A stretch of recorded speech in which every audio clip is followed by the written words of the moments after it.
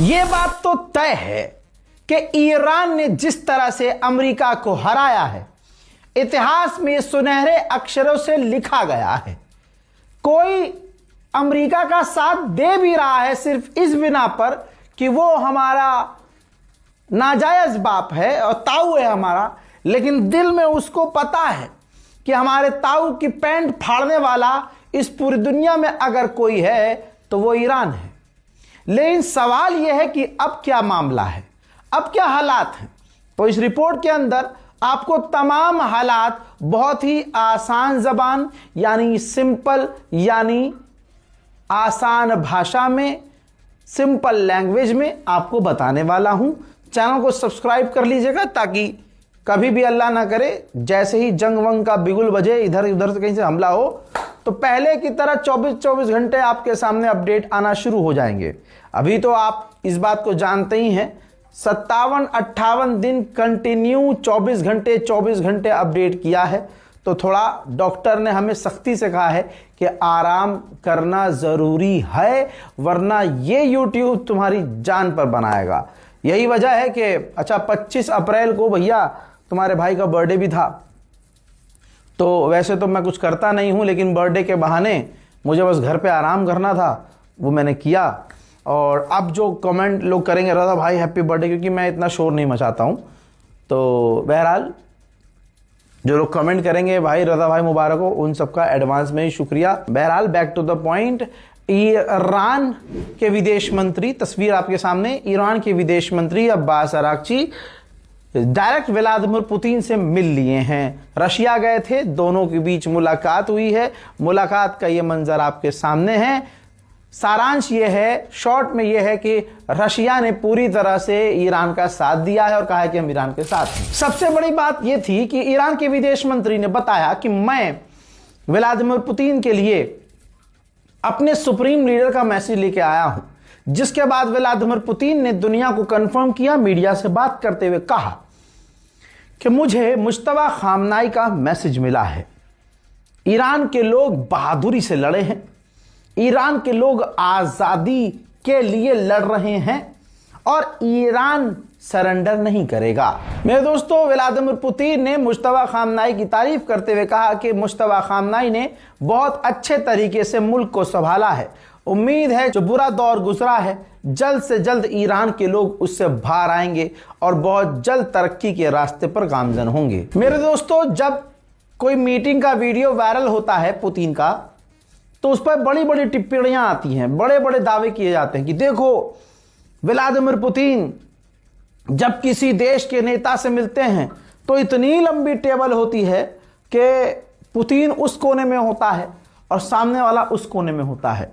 मुलाहिजा फरमाइए, जब ईरान के विदेश मंत्री से मिले पुतिन तो सिर्फ एक हाथ की दूरी थी।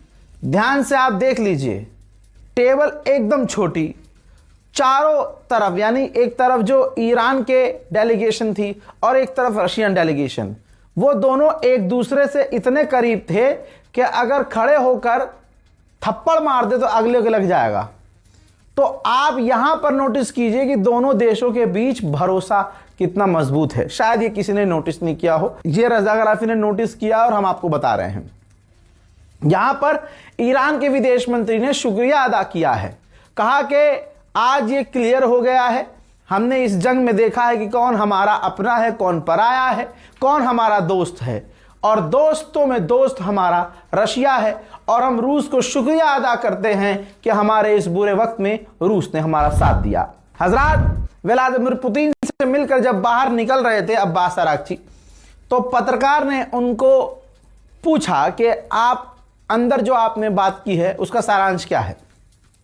उन्होंने कहा कि हम रूस को, व्लादिमीर पुतिन को आगे जो कुछ भी होगा उसे अपडेट रखेंगे, हर बात एडवांस में बताकर चलेंगे, अपनी प्लानिंग शेयर करेंगे। रूस हमारा दोस्त है, रूस ने हमारा साथ दिया है और आगे भी हम रूस का इसी तरह से शुक्रिया अदा करते रहेंगे। उन्होंने साफ साफ कहा अब्बास अराक्ची ने कि व्लादिमीर पुतिन ने कहा कि सिर्फ हम नहीं, सारी दुनिया देख रही है कि ईरान एक जबरदस्ती की जंग को जीत गया है, कैसे वो हमलों के खिलाफ एकजुट हुआ है, और लड़ रहा है, और सिर्फ लड़ नहीं रहा बल्कि जीत रहा है। ये खुद बयान व्लादिमीर पुतिन ने दिया है, जो हमारे लिए मायने रखता है। अब आपके दिमाग में ये सवाल होगा, जो मेरे दिमाग में भी चल रहा था 3 दिन से, कि ये इस्लामाबाद में बातचीत फेल होने की असली वजह क्या है। तो ईरान के ऑफिशियल ने ईरानियन टीवी पर खुल्लम खुल्ला ये बता दिया है कि जेडी वेंस के पास कोई पावर नहीं थी। इस्लामाबाद में बातचीत इसीलिए फेल हुई कि कहने के लिए वो अमेरिका का उपराष्ट्रपति था, लेकिन वो सारी चीजें इजराइल से पूछ पूछ के कर रहा था। यानी मीटिंग जब हो रही थी, जेडी वेंस नेतन्याहू से फोन पर बात कर रहा था मीटिंग के दौरान, तो जाहिर सी बात है जिसके पास फैसला लेने की अथॉरिटी नहीं है और जो इजराइल को आगे रखेगा, उसके साथ डील कैसे हो सकती है। यही वजह है कि इजराइल को आगे अमेरिका ने रखा और इस्लामाबाद की बातचीत फेल हुई। ब्रिटेन के प्रधानमंत्री ने फिर से हगा।